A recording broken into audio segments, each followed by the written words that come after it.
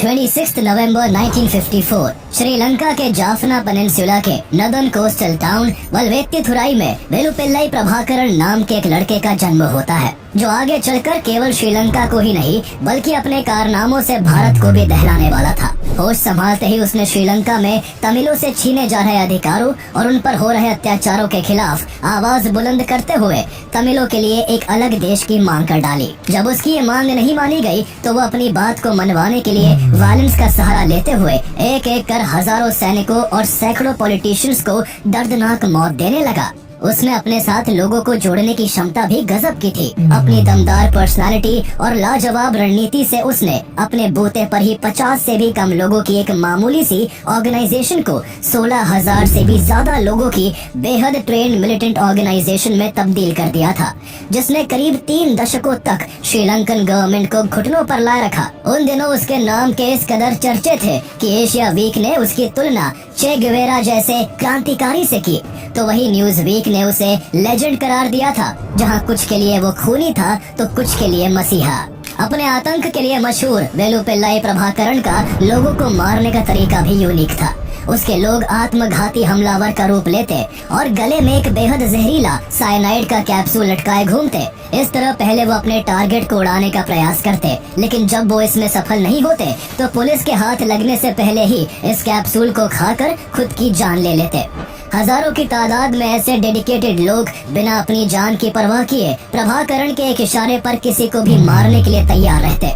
एक समय ऐसा भी आया जब उसने इसी तरीके से प्राइम मिनिस्टर राजीव गांधी की हत्या करवाकर पूरी दुनिया में सनसनी फैला दी। वो अपनी डिमांड्स को लेकर इस कदर जिद्दी था कि वो इतने पर भी नहीं रुका और कुछ वक्त बाद ही उसने श्रीलंकन प्रेसिडेंट राणा सिंघे प्रेमदासा को भी मरवा दिया। Vellupillai Prabhakaran was the leader of the LTTE, and that is Liberation Tigers of Tamil Eelam. The Indian peacekeeping force landed in Sri Lanka, not quite prepared for the battle awaiting. The LTTE chief was also known for allegedly orchestrating former Prime Minister Rajiv Gandhi's assassination. The Sri Lankan army marched towards Kilinochchi, the administrative and de facto capital of the LTTE's envisioned state of Tamil Eelam. These are the Sea Tigers in action, filmed by their own people during an attack. They move in formation, each taking a turn to strike, operating at fast speeds.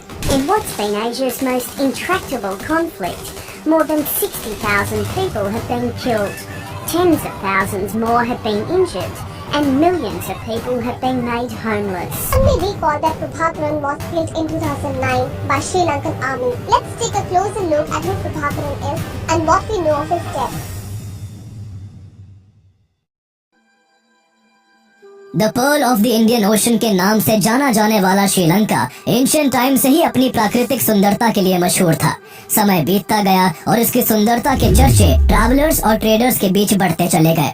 ऐसे में जब European countries के बीच Asia के देशों को अपनी colony बनाने की होड़ लगी तो यहाँ सबसे पहले पुर्तगाली आए, जिन्होंने इस आइलैंड को सिलाओ नाम दिया। पोर्चुगीज के बाद यहाँ डच का रूल रहा और फिर 1796 में श्रीलंका ब्रिटिशर्स के कब्जे में आ गया। ब्रिटिशर्स ने इसे सीलोन कहना शुरू कर दिया और 1972 तक श्रीलंका इसी नाम से जाना गया। इंडिजीनियस पीपल वेदा के साथ साथ यहाँ सिंगली और तमिल्स भी रहते थे, जो समय समय पर भारत से माइग्रेट होकर श्रीलंका में जाकर बसे थे। यहाँ के नॉर्थ एंड ईस्ट के इलाकों में तब तमिल राजाओं का शासन हुआ करता था, लेकिन ब्रिटिशर्स के आने के बाद तमिल्स की संख्या और भी बढ़ने लगी, जिनमें इंडियन तमिल्स भी शामिल थे। दरअसल अंग्रेजों ने यहाँ चाय, रबर और कॉफी की बड़ी बड़ी बागानें लगाई हुई थी, जिनके काम के लिए उन्हें ऐसे लोगों की जरूरत थी जो थोड़ी बहुत इंग्लिश जानते हो। इसलिए अंग्रेज भारी संख्या में भारत से तमिलों को श्रीलंका ले आए। समय के साथ तमिलों ने यहाँ काफी प्रोग्रेस की और ट्रेड एंड बिजनेस के साथ साथ यहाँ के गवर्नमेंट इंस्टीट्यूशंस और सिविल सर्विसेज के उच्च पदों पर नौकरी पाकर डोमिनेट करने लगे। हायर रैंक्स पर तमिलों को बैठा देख सिंगलियों में धीरे धीरे गुस्सा पनपने लगा और कुछ ही सालों में ये गुस्सा आंदोलन का रूप लेने लगा। इसी बीच 1948 में सेलोन को ब्रिटिशर्स से आजादी मिल गई, जिसके बाद सिंगलियों को पंख लग गए। उस समय यहाँ सिंगलियों की पॉपुलेशन लगभग 69% थी, जबकि तमिल्स करीब 23% थे, जिनमें से 11% श्रीलंकन तमिल्स और 11.7% इंडियन तमिल्स थे। सिंगलियों की संख्या ज्यादा होने की वजह से यहाँ सरकार भी उन्हीं की बनी। सरकार में आते ही सिंगलियों ने अपना असली रंग दिखाना शुरू किया। सबसे पहले तो उन्होंने सेलोन सिटीजनशिप एक्ट ऑफ 1948 पास किया, जिसके तहत केवल 5000 इंडियन तमिल ही सिटीजनशिप के लिए योग्य थे, जबकि 7 लाख से ज्यादा लोग, जो कि पॉपुलेशन का लगभग 11% थे, उन्हें सिटीजनशिप से वंचित कर स्टेटलेस बना दिया। हालांकि आगे चलकर भारत की पहल पर काफी तमिलों को श्रीलंका के सिटीजन होने का अधिकार मिला, लेकिन वहां की सरकार का हर फैसला उस वक्त तमिलों पर कहर ढा रहा था। वहां की पार्लियामेंट द्वारा 1956 में सिंहल ओनली एक्ट पास कर सिंगली को देश की एकमात्र ऑफिशियल लैंग्वेज डिक्लेयर कर दिया गया। तेजी के साथ तमिल भाषी लोगों को सरकारी नौकरियों से दरकिनार किया जाने लगा। इस तरह न केवल उनको तरक्की से रोका जा रहा था, बल्कि उनकी भाषा और संस्कृति को भी खत्म किया जा रहा था। अचानक से अपने अधिकारों के छिन जाने से तमिलों ने इसका कड़ा विरोध करते हुए आंदोलन शुरू कर दिए, लेकिन इन आंदोलनों से श्रीलंकन गवर्नमेंट के कान पर जू भी नहीं रेंगी, बल्कि उल्टा तमिलों पर एक और प्रहार करते हुए 1971 में पॉलिसी ऑफ स्टैंडर्डाइजेशन पास करके सभी यूनिवर्सिटीज की mostly seats indirectly singly students के लिए रिजर्व कर दी गई, जिससे तमिल स्टूडेंट्स के लिए हायर स्टडीज के अवसर बेहद सीमित हो गए। शुरुआत में तो तमिल पीसफुल प्रोटेस्ट और पॉलिटिकल टॉक्स के जरिए सरकार की पॉलिसीज का विरोध जताते रहे, लेकिन सरकार की मनमानी बढ़ने के बाद तमिलों के कई विद्रोही संगठन खड़े हो गए, जो अपनी मांगों को लेकर वायलेंट होने लगे थे।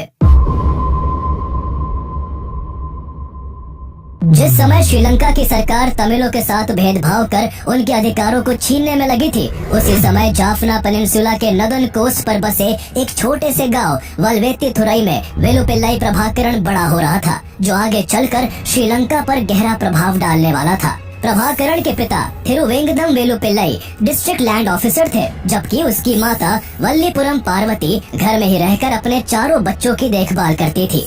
प्रभाकरण 4 भाई बहनों में सबसे छोटा था, इसलिए बचपन में उसे काफी प्यार मिला। पिता की सरकारी नौकरी और वल्वेत्तिथुरई के कई मंदिरों पर मालिकाना हक के कारण उसके परिवार की इकोनॉमिक कंडीशन काफी अच्छी थी, जिससे उसका एक अच्छे स्कूल में एडमिशन करवा दिया गया।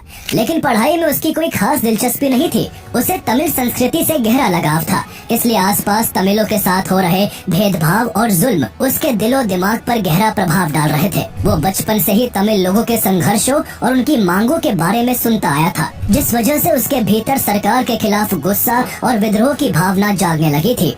इसका परिणाम ये हुआ कि प्रभाकरण ने महज 15 साल की उम्र में ही पढ़ाई छोड़ दी और कुछ दिनों बाद तमिल यूथ फ्रंट नाम की एक ऑर्गेनाइजेशन को ज्वाइन कर लिया, जो उस समय तमिल यूथ को पॉलिटिकली यूनाइट करने का काम कर रहा था। प्रभाकरण में लोगों को अपने भाषणों और विचारों से अपनी ओर खींचने की शुरू से ही अद्भुत क्षमता थी, और इसी के चलते उसने 1972 में केवल 18 साल की छोटी सी एज में खुद का organisation Tamil new tigers TNT बना दिया। उसका संगठन TNT सरकार की भेदभाव वाली पॉलिसीज के खिलाफ आवाज बुलंद करते हुए तमिल्स के राइट्स की मांग करने लगा। उसके तेज तर्रार रवैये को देख तेजी के साथ सैकड़ों तमिल युवा TNT ज्वाइन करने लगे। दिन प्रतिदिन जिस तरह प्रभाकरण की पॉपुलैरिटी बढ़ती गई, उसी तरह उसकी मांगे भी बढ़ने लगी थी। वो अब श्रीलंकन गवर्नमेंट से तमिल लोगों के लिए देश के भीतर एक अलग देश तमिल ईलम की मांग करने लगा था, जहां तमिल सम्मान के साथ सर उठाकर जी सके। प्रभाकरण की ये लड़ाई केवल अधिकारों के लिए नहीं थी, बल्कि उसके लिए तमिलों की आइडेंटिटी, लैंग्वेज और कल्चर की रक्षा सबसे ऊपर थी। TNT की डिमांड्स के बीच यहाँ के लोगों में देश के नाम को बदलने की मांग काफी जोर पकड़ने लगी थी। आजादी के बाद से ही यहाँ के लोगों को अपने देश का नाम सीलोन कांटे के समान चुभता था, जिसे वो स्लेवरी का प्रतीक मानते थे। इसलिए जब 1972 में सीलोन ने खुद को रिपब्लिक डिक्लेयर किया, तो देश का नाम बदलकर श्रीलंका कर दिया गया। श्रीलंका संस्कृत से लिया गया एक शब्द है, जिसमें श्री का अर्थ है समृद्धि और लंका का अर्थ द्वीप है। भले ही सरकार ने लोगों की मांग पर देश का नाम बदल दिया था, लेकिन देश का नाम बदल जाने से भी तमिल्स के खराब हालात नहीं बदले थे। सरकार ने तब भी तमिलों के अधिकारों को दबाना जारी रखा था। प्रभाकरण समझ चुका था कि अब सरकार को नींद से जगाने के लिए कुछ अलग करना होगा, और इसलिए 1975 में उसने जाफना के मेयर अल्फ्रेड दुरायप्पा की गोली मारकर हत्या कर दी। प्रभाकरण ने यह हत्या 1974 की तमिल कॉन्फ्रेंस में कई तमिलों के मारे जाने के बदले में की थी, जिसका जिम्मेदार अल्फ्रेड दुरायप्पा को माना जाता था। प्रभाकरण के इस कारनामे ने श्रीलंका में जारी तमिल मूवमेंट की दिशा को बदल कर रख दिया। पहले जहां तमिल लीडर्स पीसफुली अपने अधिकारों की मांग कर रहे थे, वहीं अब प्रभाकरण से इंस्पायर होकर काफी तमिल्स ने हथियारों को अपनी बात कहने का तरीका बना लिया था। अल्फ्रेड दुरायप्पा की हत्या को श्रीलंकन गवर्नमेंट ने तमिल टेरर के रूप में देखा और उसके बाद तमिलों के खिलाफ और भी सख्त कदम उठाने शुरू कर दिए। ऐसे में अब इनोसेंट तमिलों पर भी पुलिस की कार्रवाई बढ़ने लगी थी। उधर प्रभाकरण भी तमिलों की रक्षा और अपनी डिमांड्स को मनवाने के लिए अपनी एक स्ट्रॉन्ग और यूनाइटेड सेना बनाना चाहता था, जो पूरी तरह से हथियारों से लैस हो। यही विचार आगे चलकर LTTE की फॉर्मेशन की वजह बना। 5 मई 1976 को प्रभाकरण ने liberation tigers of Tamil Eelam LTTE नाम से एक नया ऑर्गेनाइजेशन बनाया, जिसका सिर्फ एक ही मकसद था, तमिलों के लिए एक अलग देश तमिल ईलम की स्थापना करना। ये बहुत ही पेशेवर और डिसिप्लिन्ड ऑर्गेनाइजेशन था, जिसके मेंबर्स को बहुत सख्त ट्रेनिंग दी जाती थी ताकि वो मजबूती से लड़ने के लिए तैयार हो सके। प्रभाकरण की खुद की सेना बनने से उसकी एक्टिविटीज भी तेज हो गई थी और तमिल कम्युनिटी में उसका रुतबा बढ़ने लगा था। लोग उसके एक इशारे पर अपनी जान कुर्बान करने के लिए तैयार थे। उसकी छवि एक हत्यारे की कम और अपने लोगों के लिए लड़ने वाले फ्रीडम फाइटर की ज्यादा बन चुकी थी, जिससे उसे पूरी दुनिया में बसी तमिल कम्युनिटी से इकोनॉमिकली और मॉरली भारी सपोर्ट मिलना शुरू हो चुका था। प्रभाकरण का बंदूक चलाने का तरीका सीखना भी अनोखा था। वो इसके लिए हॉलीवुड एक्शन मूवी से इंस्पिरेशन लेता था, जिनका वो बहुत बड़ा फैन था। केवल मूवीज और बुक्स के जरिए उसने निशाना लगाने में इतनी महारत हासिल कर ली थी कि उसके आगे अच्छे ट्रेन शूटर्स भी फेल थे। धीरे धीरे उसके ऑर्गेनाइजेशन में लड़ाकों की संख्या हजारों तक पहुंच चुकी थी। उसके हर एक लड़ाके में एक अलग तमिल देश बनाने का जुनून था और सब के सब गुरिल्ला वॉरफेयर में माहिर थे। जब भी उन पर पुलिस की कार्रवाई होती, वो खाइयों और जंगलों से अचानक निकलकर उन पर टूट पड़ते और बेरहमी से उनकी हत्या कर देते। LTTE तमिलों का एकमात्र रिप्रेजेंटेटिव बनने के लिए तमिल ईलम लिबरेशन ऑर्गेनाइजेशन टीलो जैसे तमिल ऑर्गेनाइजेशन को भी निशाना बनाने लगा था। देखते ही देखते उनका इतना दबदबा हो चुका था कि अब जाफना का जंगल प्रभाकरण के इशारों पर चलने लगा। यहाँ उसके आदेश के खिलाफ जाने का सिर्फ एक ही मतलब होता था, मौत। ऐसा ही एक वाकया 23 जुलाई 1983 को देखने को मिला, जब यहाँ कार्रवाई के लिए आई श्रीलंकन आर्मी पर LTTE ने हमला कर 13 सैनिकों को मार डाला। सैनिकों की मौत से श्रीलंकन गवर्नमेंट गुस्से से तिलमिला गई और जवाब में एंटी तमिल राइट्स को बढ़ावा देने लगी, जिससे पूरे देश में तमिलों को मारा जाने लगा। इस तरह लगभग 3000 तमिल लोगों की जान ले ली गई और हजारों तमिल्स के घरों को आग के हवाले कर दिया गया। इस घटना के बाद बाकी बचे तमिल लोगों में भी खौफ बैठने लगा, जिसके चलते लाखों तमिलों को अपनी जान बचाने के लिए श्रीलंका छोड़कर दूसरे देशों में शरण लेनी पड़ी। तमिलों के साथ हुए इस अत्याचार और नरसंहार को ब्लैक जुलाई के नाम से जाना जाता है। एंटी तमिल राइट्स ने श्रीलंका को पूरी तरह नफरत और हिंसा की गहरी खाई में धकेल दिया था। इस घटना के बाद श्रीलंकन गवर्नमेंट के खिलाफ LTTE के हमले और भी तेज हो गए। इसका आउटकम ये हुआ कि जल्द ही श्रीलंका में एक लंबी चलने वाली सिविल वॉर की शुरुआत हो गई। इस सिविल वॉर के दौरान जहां सरकार के आदेश पर श्रीलंकन आर्मी तमिल लोगों पर अत्याचार करती रही, तो वहीं LTTE ने भी कई सरकारी अधिकारियों समेत कई गवर्नमेंट बिल्डिंग्स को डिस्ट्रॉय कर दिया। तमिलों के खिलाफ पुलिस या कार्रवाई से तंग आकर हजारों तमिल युवा अपनी पढ़ाई छोड़कर सरकार से बदला लेने के लिए LTTE में शामिल हो गए। नॉर्थ श्रीलंका, जहां तमिल्स की पॉपुलेशन सबसे ज्यादा थी, वहां प्रभाकरण की इमेज तमिलों के मसीहा के रूप में बन चुकी थी, जो श्रीलंकन गवर्नमेंट की आंख में आंख डालकर उनकी आवाज को बुलंद कर रहा था। प्रभाकरण का कॉन्फिडेंस और करेज उसके समर्थकों के लिए इंस्पिरेशन का काम करता था। इसी बीच उसने मतिवत्थनी इराम्बू से लव मैरिज कर ली। उसकी शादी कईयों के लिए शॉकिंग थी, क्योंकि उसने खुद LTTE में सिगरेट और शराब के साथ साथ महिला और पुरुष के बीच किसी भी तरह के संबंध पर सख्त प्रतिबंध लगा रखा था। एक बार उसने अपने 2 फीमेल और 2 मेल बॉडीगार्ड्स को सिर्फ इसलिए मार डाला था क्योंकि उन्होंने एक दूसरे से रिलेशन बनाने की जरूरत की थी। श्रीलंका में सिविल वॉर की आग की लपटें तेज हो चुकी थी, जहां हजारों की तादाद में निर्दोष तमिलों की जान जाते देख भारत के तमिल्स और भारत की सरकार दोनों चिंतित थे। प्राइम मिनिस्टर इंदिरा गांधी इस संघर्ष को पीसफुली सुलझाना चाहती थी। वो शुरू से ही श्रीलंका के डिवीजन के अगेंस्ट में थी और साथ ही ये चाहती थी कि श्रीलंका में तमिलों को उनके अधिकार दिए जाए। इसलिए इस कॉन्फ्लिक्ट को सुलझाने की कोशिश में उन्होंने दोनों पक्षों से बात कर मीडिएट करने की पेशकश की। उनकी पहल पर समझौते को लेकर भूटान के थिम्फू में प्रभाकरण के गुट और श्रीलंकन अथॉरिटीज के बीच बातचीत भी हुई, लेकिन बात नहीं बन सकी। इसके बाद इंदिरा गांधी ने श्रीलंकन तमिलों को सपोर्ट करने का फैसला किया, जिसके चलते तमिलनाडु में कई ट्रेनिंग सेंटर्स खोलकर तमिल रेबल्स को ट्रेन किया जाने लगा। साथ ही रॉ को स्थिति पर बारीकी से नजर रखने को कहा गया। साल बदलते गए, लेकिन श्रीलंका का सिविल वॉर नहीं रुक सका। इस सिविल वॉर को रुकवाना भारत के लिए बहुत जरूरी हो चुका था, क्योंकि इस टेंस सिचुएशन के बीच जहां भारत श्रीलंका में अमेरिका, पाकिस्तान और चाइना के बढ़ते इंटरफेरेंस से परेशान था, तो वही तमिलनाडु में तमिल आबादी के बीच LTTE के लिए सपोर्ट बढ़ता जा रहा था और वो भारत सरकार पर श्रीलंका में तमिलों पर हो रहे अत्याचार को रुकवाने की मांग कर रहे थे। ऐसे में एक तरफ जहां प्राइम मिनिस्टर राजीव गांधी को ये डर था कि इस हमले में कोई एक्शन न लेने की वजह से कहीं आगामी चुनावों में उनकी पार्टी को तमिलनाडु की जनता नकार न दे, तो वही उन्हें ये चिंता भी थी कि तमिल आंदोलनों की ये आंच कहीं श्रीलंका से तमिलनाडु तक न पहुंचे। इन सभी कारणों को ध्यान में रखते हुए उन्होंने श्रीलंकन सिविल वॉर में इंटरवीन करने का फैसला किया। श्रीलंकन गवर्नमेंट ने वहां के जाफना को प्रभाकरण की एक्टिविटीज की वजह से ब्लॉक किया हुआ था, जिस वजह से वहां तमिल्स पर श्रीलंकन आर्मी का टॉर्चर तो हो ही रहा था, साथ ही वहां तमिलों के पास खाने पीने जैसी बेसिक नीड्स तक भी नहीं पहुंच पा रही थी। ऐसे में इंडियन गवर्नमेंट ने ऑपरेशन पूमलाई के जरिए वहां करीब 25 टन की ह्यूमैनिटेरियन सप्लाईज को एयर ड्रॉप किया। श्रीलंकन गवर्नमेंट इससे पहले भारत द्वारा भेजी गई मदद को रोक चुकी थी, लेकिन इस बार भारत सरकार का साफ कहना था कि अगर तमिल लोगों की मदद करने के रास्ते में श्रीलंका की फोर्सेस ने अड़ंगा डाला तो भारत इसे एक युद्ध की तरह देखेगा और इसका जवाब भारतीय सेनाएं अपने तरीके से देंगी।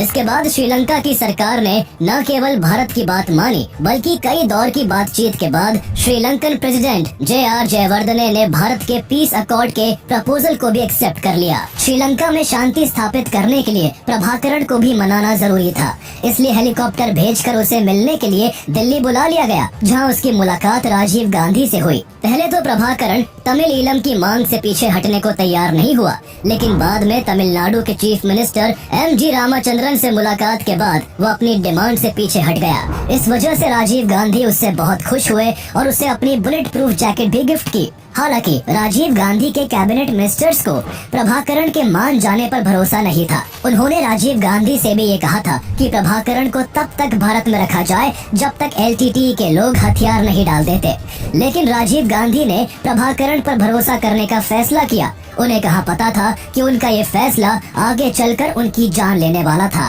इसके बाद राजीव गांधी समझौते को पूरा करने के लिए श्रीलंका गए, लेकिन वहां उन्हें भारी विद्रोह का सामना करना पड़ा। जगह जगह आगजनी हो रही थी, रोड जाम हो रखे थे और वहां का विपक्ष सड़कों पर उतरा हुआ था। प्रेसिडेंट JR जयवर्धने की कैबिनेट में भी उनके अलावा एक भी व्यक्ति ये समझौता नहीं चाहता था। उनका कहना था कि श्रीलंका के इंटरनल मैटर्स में भारत आखिर क्यों हस्तक्षेप कर रहा है। उन्हें कहीं न कहीं भारत की मंशा पर भी शक था। भारी टेंशन के बीच 29 जुलाई 1987 को इंडो श्रीलंका अकॉर्ड साइन हुआ। इस अकॉर्ड के बाद जहां श्रीलंकन गवर्नमेंट द्वारा यहां तमिलों को उनके अधिकार दिए जाने थे और नॉर्थ श्रीलंका में से अपनी आर्मी को विड्रॉ करना था, तो वही बदले में LTTE और तमिल रेबल्स को सरकार के सामने हथियार डालने थे। अगले दिन श्रीलंकन नेवी ने राजीव गांधी को गार्ड ऑफ ऑनर दिया, जिस बीच श्रीलंका के एक नौसैनिक ने राइफल के बट से राजीव गांधी पर हमला कर दिया। हालांकि इस हमले में उन्हें कोई गंभीर चोट तो नहीं आई थी, लेकिन इससे इस अकॉर्ड के प्रति श्रीलंका के लोगों का गुस्सा साफ साफ दिखाई पड़ रहा था। वहां बढ़ते वायलेंस को ध्यान में रखते हुए श्रीलंकन गवर्नमेंट ने भारत सरकार से मिलिट्री असिस्टेंस की मांग की। इंडो श्रीलंका अकॉर्ड के तहत भारत सरकार ने वहां जरूरत पड़ने पर अपनी मिलिट्री भेजने की बात भी तय कर रखी थी। इसलिए बिना और भी पहलुओं को कंसिडर किए भारत सरकार ने कुछ ही घंटों में श्रीलंका में पीस एस्टैब्लिशमेंट के लिए अपनी Indian peace keeping force force IPKF को श्रीलंका भेज दिया। जब ये सब हो रहा था उसी दौरान 4 अगस्त 1987 को प्रभाकरण ने सूथुमलाई अम्मान टेम्पल में 1 लाख लोगों के सामने एक भाषण दिया, जिसमें उसने सभी को हैरान करते हुए कहा कि उसे इस एग्रीमेंट के बारे में कुछ पता ही नहीं था। उसने इस अकॉर्ड के अगेंस्ट अपनी नाराजगी जाहिर की, लेकिन साथ ही ये भी कहा कि वो भारत की रिस्पेक्ट करता है और उसे भरोसा है कि भारत तमिलों की मदद करेगा, इसलिए उसका संगठन अपने वेपन्स IPKF को सौंप देगा। ये वो वक्त था जब प्रभाकरण के कहने पर वहाँ के तमिल लोग कुछ भी करने को तैयार थे। इस स्पीच के बाद LTTE के लड़ाके IPKF के साथ कोऑर्डिनेट करते हुए अपने हथियार सरेंडर करने लगे। सब कुछ ठीक होता दिख रहा था, लेकिन इससे पहले कि यहाँ हालात पटरी पर आते, सिचुएशन तब बदल गई जब कुछ वक्त बाद ही प्रभाकरण ने भारत पर LTTE के खिलाफ उसके विरोधियों की मदद करने का आरोप लगाकर अपना रुख बदल लिया। उसे हथियार डालना तमिलों की आजादी के सपने को मरते हुए देखने जैसा लगा। प्रभाकरण ने तमिल ईलम की मांग के लिए फिर से हथियार उठा लिए, जिससे शांति का यह समझौता टूट गया। इस वजह से इंडियन गवर्नमेंट और उसके बीच मनमुटाव पैदा हो गया, जो आगे चलकर इतना बढ़ गया कि प्रभाकरण ने IPKF के खिलाफ ही युद्ध छेड़ दिया। इसके बाद साल 1988 में श्रीलंका में सत्ता बदल गई और राणा सिंघे प्रेमदासा प्रेसिडेंट बनाए गए। प्रेमदासा IPKF को शुरू से ही श्रीलंका से बाहर करना चाहते थे। वो और उनकी पार्टी पहले से ही इंडियन इंटरवेंशन के अगेंस्ट थी, इसलिए उन्होंने IPKF को बाहर करने के लिए प्रभाकरण से ही हाथ मिला लिया। LTTE और IPKF के बीच 3 सालों तक लड़ाई जारी रही, जिसमें IPKF ने श्रीलंका में LTTE के डोमिनेंस को तो काफी हद तक कम कर दिया, लेकिन इस बीच IPKF को भारी नुकसान भी उठाना पड़ा। जहां 1171 भारतीय सैनिकों ने अपनी जान गंवाई, तो वही 3500 सैनिक गंभीर रूप से घायल हुए। इसी दौरान भारत में भी सरकार बदली और VP सिंह अगले प्राइम मिनिस्टर बनाए गए। श्रीलंका में IPKF की प्रेजेंस को लेकर VP सिंह पहले से ही अगेंस्ट में थे। प्रधानमंत्री बनते ही VP सिंह ने IPKF को श्रीलंका से वापस बुलाने का फैसला किया। इसके बाद 1990 तक भारतीय सेना पूरी तरह से श्रीलंका से विड्रॉ कर चुकी थी। प्रभाकरण और LTTE ने इसे एक जीत के रूप में सेलिब्रेट किया। IPKF की वापसी के बाद प्रभाकरण का आत्मविश्वास अपने चरम पर था। उसने नदर्न और ईस्टर्न श्रीलंका पर फिर से अपनी पकड़ मजबूत कर ली थी। श्रीलंका में शांति की सभी उम्मीदें 1990 में Indian peace keeping force IPKF की वापसी के साथ ही टूट गई थी। IPKF की वापसी ने प्रभाकरण को और भी एम्बिशियस बना दिया था, जो आगे चलकर उसकी बर्बादी का कारण भी बना। लेकिन उससे पहले श्रीलंका में संघर्ष का एक और भयानक अध्याय शुरू हो चुका था, जिसे सेकेंड ईलम वॉर कहा जाता है। इस युद्ध में हिंसा और क्रूरता की सभी सीमाएं पार कर दी गई। वहाँ खून खराबा हर रोज का हिस्सा बन चुका था। प्रेमदासा, जिन्होंने IPKF को बाहर करने के लिए प्रभाकरण को सपोर्ट किया था, अब उनकी सरकार को भी LTTE के हमले झेलने पड़ रहे थे। 11 जून 1990 को LTTE ने श्रीलंका के ईस्टर्न प्रोविंस में 600 से 700 सिंगली पुलिस कर्मियों को हॉस्टेज बनाकर सभी को गोली मार दी। एक साथ इतने पुलिस कर्मियों का मारा जाना सरकार के लिए एक बड़ा झटका था। इससे गुस्से में श्रीलंकन डिफेंस मिनिस्टर ने LTTE के खिलाफ एक फुल फ्लेश्ड वॉर का ऐलान कर तमिलों के गढ़ जाफना को नरक बना दिया। वहाँ मेडिसिन और फूड आइटम्स की सप्लाई बंद कर दी गई। साथ ही यहाँ श्रीलंकन एयरफोर्स ने लगातार हवाई हमले करते हुए लोगों का जीना हराम कर दिया। इतनी सख्ती के बावजूद ना तो प्रभाकरण ने हथियार डाले और ना ही इस युद्ध से पीछे हटा, बल्कि उसने हमलों को और भी तेज करते हुए साल 1991 में एलिफेंट पास पर स्थित श्रीलंकन आर्मी के बेसिस को घेर कर अपने कब्जे में ले लिया। एलिफेंट पास जाफना की ओर जाने का एकमात्र रास्ता था, इसलिए स्ट्रेटेजिक रूप से दोनों के लिए ही बेहद महत्वपूर्ण था। हालांकि लगभग 1 महीने बाद श्रीलंकन आर्मी ने इसे LTTE से आजाद करवा लिया, लेकिन इस भीषण संघर्ष में दोनों ओर से 2000 से ज्यादा लोग मारे गए, जिस कारण ये श्रीलंकन सिविल वॉर का सबसे ब्लडीएस्ट कॉन्फ्लिक्ट बन गया था। एक तरफ श्रीलंका में मौत का तांडव मचा हुआ था, तो दूसरी ओर इंडिया में भारी राजनीतिक उथल पुथल चल रही थी।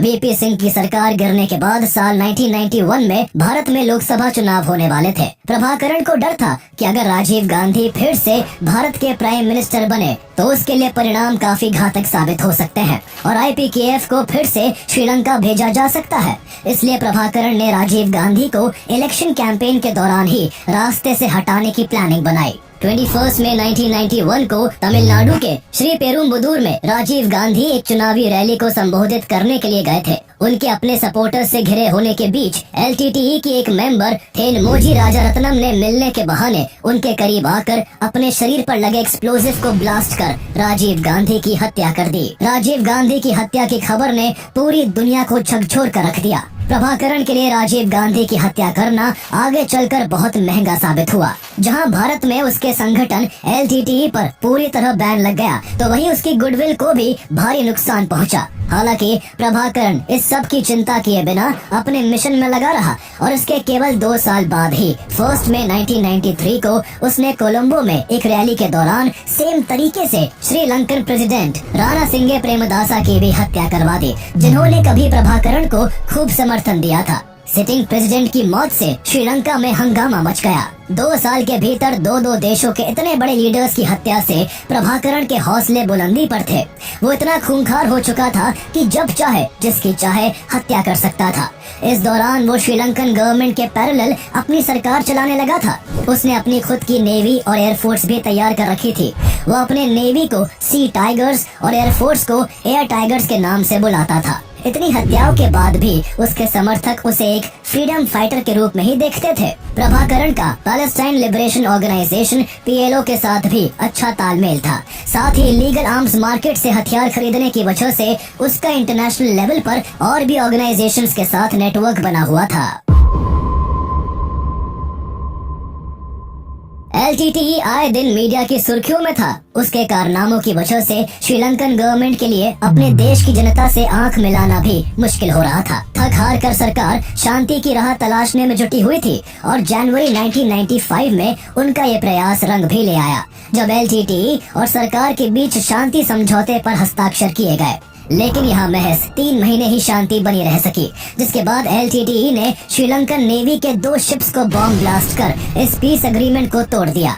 इस बार सरकार ने भी जवाब देने में कोई देरी नहीं लगाई और जल्दी ही एयरफोर्स ने तमिलों को निशाना बनाते हुए जाफना के रेफ्यूजी कैंप्स और सिविलियन साइट्स पर भारी बमबारी कर भीषण नरसंहार किए।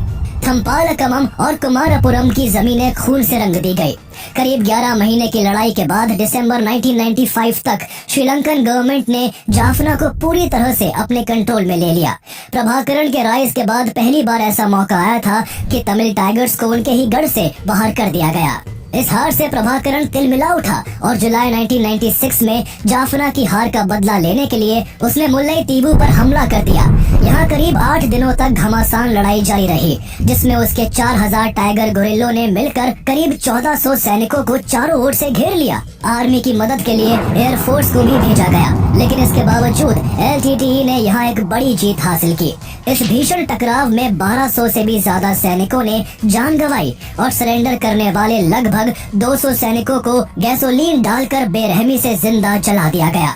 इस हमले में LTTE को भी अपने 332 मिलिटेंट्स खोने पड़े, लेकिन उसकी इस जीत की गूंज से श्रीलंकन गवर्नमेंट बुरी तरह से हिल चुकी थी। इसके बाद प्रभाकरण ने अपने हमले तेज करते हुए वहां के central bank, world trade centre और यहाँ तक कि टेम्पल ऑफ द टूथ जैसी सीक्रेट प्लेस को भी निशाना बनाया। इसके बाद उसने एक बॉम्ब ब्लास्ट कर दिसंबर 1999 में श्रीलंकन प्रेसिडेंट चंद्रिका कुमारटुंगा की जान लेने की कोशिश की, जिसमें लगभग 15 लोग मारे गए, लेकिन खुशकिस्मती से चंद्रिका कुमारटुंगा इस हमले में बाल बाल बच गए। हालांकि इस दौरान उनकी एक आंख परमानेंट डैमेज हो गई थी। इसके बाद जुलाई 2001 में LTTE ने भंडार नायके इंटरनेशनल एयरपोर्ट पर आत्मघाती हमला कर 8 मिलिट्री एयरक्राफ्ट और 4 यात्री विमानों को तहस नहस करके रख दिया। इस हमले के बाद से श्रीलंका में एक डर का माहौल पैदा हो गया। फॉरेन लोग यहाँ घूमने आने से कतराने लगे, जिससे वहाँ का टूरिज्म चौपट हो गया और श्रीलंकन गवर्नमेंट को भारी नुकसान झेलना पड़ा। इस तरह कई सालों के इस खूनी संघर्ष ने श्रीलंका को विनाश की कगार पर पहुंचा दिया था। श्रीलंका में लंबे समय से जारी युद्ध से जनता थक चुकी थी। वहाँ डेवलपमेंट तो दूर, लोगों के लिए चैन से रह पाना भी मुश्किल हो रहा था। जनता के साथ साथ सरकार भी अब शांति चाहती थी, जिसके लिए साल 2002 में श्रीलंकन गवर्नमेंट और LTTE के बीच काफी बातचीत के बाद सीज फायर का एग्रीमेंट भी हुआ। लेकिन ये जंग कुछ महीनों भी नहीं रुक सकी और कॉन्फ्लिक्ट फिर से तेज हो गया। 12 अगस्त 2005 को प्रभाकरण ने एक और चौंकाने वाला कदम उठाते हुए श्रीलंकन फॉरेन मिनिस्टर लक्ष्मण कादर कादर गमार की हत्या कर दी। हैरानी की बात यह थी कि कादर गमार खुद एक तमिल थे जो LTTE की वायलेंट स्ट्रेटेजी के खिलाफ थे। लक्ष्मण कादर गमार की हत्या से इंटरनेशनल लेवल पर प्रभाकरण की रही सही साख भी मिट्टी में मिल गई थी। चौतरफा आलोचनाओं से भी प्रभाकरण पर कोई फर्क नहीं पड़ा और उसने एक के बाद एक सैकड़ों किलिंग्स जारी रखी। जहां उसके संगठन ने श्रीलंका में काम कर रही French organisation action against hunger को भी निशाना बनाते हुए 17 चैरिटी वर्कर्स की हत्या कर दी, तो वही उन्होंने श्रीलंकन नेवल कॉन्वॉय पर बमबारी कर 100 से भी ज्यादा सेलर्स की जान ले ली। उसके इस आक्रामक रवैये से तंग आकर प्रेसिडेंट महिंदा राजपक्षे की सरकार ने भी LTTE के साथ सीज फायर एग्रीमेंट को खत्म कर उसे पूरी तरह से खत्म करने के लिए एक बड़े सैन्य अभियान की शुरुआत कर दी। इसके बाद 2007 से 2009 के बीच देश के ईस्टर्न और नदर्न पार्ट में भयंकर हमले हुए, जिसमें LTTE के लड़ाकों के अलावा हजारों सिविलियंस भी मारे गए और यहाँ का पूरा क्षेत्र खंडर में बदल गया। श्रीलंकन फोर्सेस यही नहीं रुकी और उन्होंने जनवरी 2009 तक किलिनोची पर भी कब्जा कर लिया, जहां से LTTE ऑपरेट करता था। इस वक्त तक प्रभाकरण के संगठन में फूट भी पड़ चुकी थी, जिससे वो अलग थलग पड़ चुका था। साथ ही उसने श्रीलंकन फोर्सेस की बढ़ती ताकत को भी आंकने में गलती कर दी थी, जिन्होंने उसे और उसके गुट को मुल्लैतीवु के केवल 8 किलोमीटर के दायरे में समेट कर रख दिया था। 11 मई 2009 तक ये दायरा केवल 1.5 स्क्वायर किलोमीटर का ही रह गया, जिसमें प्रभाकरण और उसके करीब 700 साथियों समेत हजारों सिविलियंस भी थे, जिन्हें वो अब हॉस्टेज बनाकर ढाल की तरह इस्तेमाल कर रहा था। 17 मई 2009 को श्रीलंकन आर्मी ने वहां एक जोरदार हमला किया, जिसमें वहां मौजूद लगभग सारे LTTE मिलिटेंट्स मारे गए। अगले दिन 18 मई को श्रीलंकन गवर्नमेंट ने दावा किया कि इस हमले के दौरान ही एक वैन से अपने साथियों के साथ भागते वक्त प्रभाकरण भी मारा गया। इसके बाद श्रीलंका में करीब 3 दशक से जारी सिविल वॉर तो थम गया, लेकिन प्रभाकरण की मौत को लेकर नई नई अटकलें सामने आने लगी। कुछ दावों के हिसाब से जहां वो हेड ट्रॉमा से मरा था, तो किसी थ्योरी के हिसाब से उसने साइनाइड कैप्सूल खाकर खुदकुशी की थी। वहीं कुछ लोग आज भी उसके जिंदा होने का दावा करते हैं, जिससे उसकी मौत की गुत्थी को आज तक नहीं सुलझाया जा सका। तमिलों की सुरक्षा और उनके अधिकारों के लिए शुरू हुए इस संघर्ष में सबसे ज्यादा तमिल लोगों को ही भुगतना पड़ा। इस सिविल वॉर में न जाने कितने इनोसेंट तमिल मारे गए, न जाने कितनों को अपना घर, अपना देश छोड़ने पर मजबूर होना पड़ा और कितनी ही तमिल महिलाओं को वहाँ की सेनाओं की ज्यादती सहनी पड़ी। सिविल वॉर के खत्म होने के बाद वहाँ तमिलों के हालात और भी बदतर हो गए। न केवल उनकी आवाज को कुचल दिया गया, बल्कि उन्हें डर के साए में रहने को मजबूर कर दिया गया। आज उनके अंदर अपने अधिकारों की मांग करने का साहस तक खत्म हो चुका है। अधिकारों की मांग तो दूर, आम तमिल लोग डर की वजह से कोई पॉलिटिकल डिस्कशंस भी नहीं करते हैं। भले ही श्रीलंकन गवर्नमेंट ने UN समेत इंडिया और अमेरिका से वादा किया था कि वो तमिलों के साथ बिना किसी भेदभाव के पावर शेयर करेगी और उन्हें उनके अधिकार देगी, लेकिन 15 साल गुजर जाने के बाद भी ऐसा कुछ नहीं हुआ और वहाँ के तमिल्स आज भी बुरे हालातों में जीने के लिए मजबूर है।